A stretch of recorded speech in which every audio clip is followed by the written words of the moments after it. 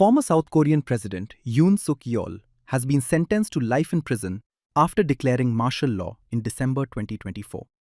A move the court ruled was an illegal attempt to seize power.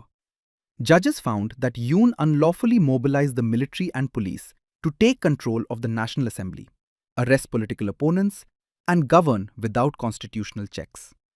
Prosecutors had sought the death penalty, arguing that his actions posed a serious threat to democracy in South Korea. Many analysts, however, expected a life sentence because the power grab collapsed within hours and no one was killed.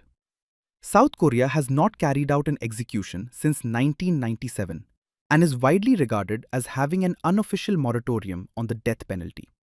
Security was tight as Yoon arrived in court for sentencing. Supporters gathered outside as his prison bus pulled in, while critics nearby called for the harshest possible punishment.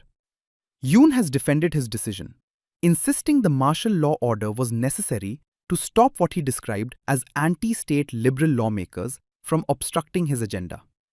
Martial law allows the military to assume control during a national emergency, temporarily replacing civilian authority.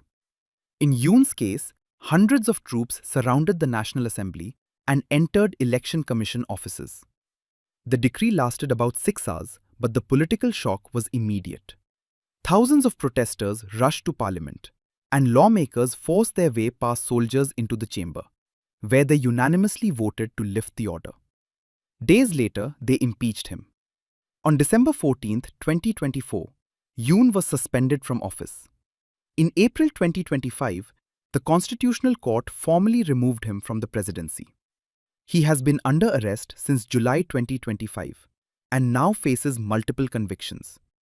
Prosecutors indicted Yoon and 23 others, including senior cabinet members and military generals. Several former officials were also sentenced, among them former Defense Minister Kim Yong-hyun and former Prime Minister Han Duck-soo. The political fallout continued.